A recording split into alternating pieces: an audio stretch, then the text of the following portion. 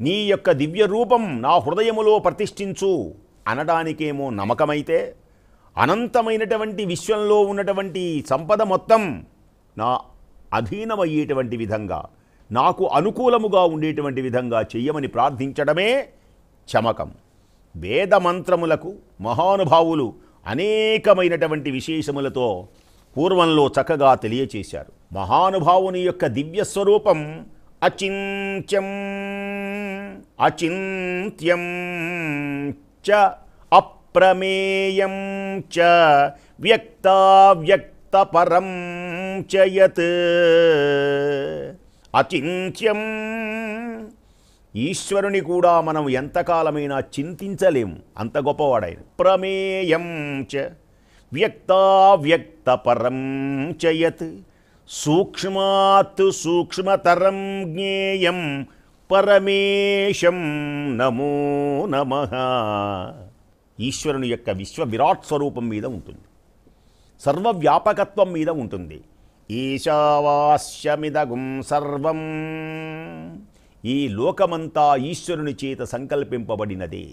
శివుని ఆజ్ఞ లేనిదే చీమైనా కదలదు. నువ్వు వినాలన్నా శివుని ఆజ్ఞ ఉండాలి, నేను చెప్పాలన్నా శివుని ఆజ్ఞ ఉండాలి. ఈశావాస్యమిదం జగత్, విశ్వంలో ఉన్నటువంటి అన్ని రూపాలు పిపీలికాది సమస్తమైనటువంటివన్నీ కూడా ఈశ్వరుడు. నీలోన శివుడు కలడు, నాలోన శివుడు కలడు. ఆ శివుణ్ణి చూడగలగటమే జ్యోతిర్గణాలు కానీ, జీవగణాలు కానీ, స్థావరాలు, జంగమాత్మకమైనటువంటివి, నదీ పర్వతాలు, అణువణువు, పంచభూతాలు సర్వం సర్వేశ్వర స్వరూపాలే. ఇదే జ్ఞానమంటే. ఈశావాస్యమిదగుం సర్వం అంటే విశ్వములో కలిగినటువంటి అన్ని రూపాలు ఈశ్వరుడివే. జ్యోతిర్గణాలు ఈశ్వరుడే, జీవగణాలు ఈశ్వరుడే, స్థావర జంగమాత్మకమైనటువంటిది ఈశ్వరుడే. నదీ నదాలు, అణువణువులు, పరమ పంచభూతాలు సమస్తం సర్వేశ్వరుని యొక్క దివ్య స్వరూపాలై ఈశావాస్యం ఈశాన సర్వభూతానాం, ఈశ్వర సర్వభూతానాం. మహానుభావుడు సర్వభూతములు ఈశ్వరుడే, సకల చరాచరము ఈశ్వరుడే. అందుచేతనే భద్రప్రదం రుద్రం, రుద్ర అధ్యాయం అంటారు, రుద్రాభిషేకం అంటారు. సహజంగా ఈశ్వరాభిషేకం అంటారు, కొంచెం వేద విహితులు రుద్రాభిషేకం అంటారు.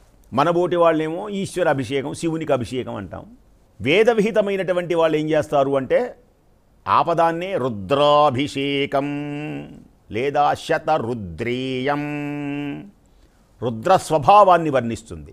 భారతం అనుశాసనిక పర్వంలో పాండవులందరికీ ఒకానొక సమయమున కష్టం వస్తే, ఈ కష్టములన్నీ పోవాటానికి మార్గమేది కృష్ణా అని అడిగారు.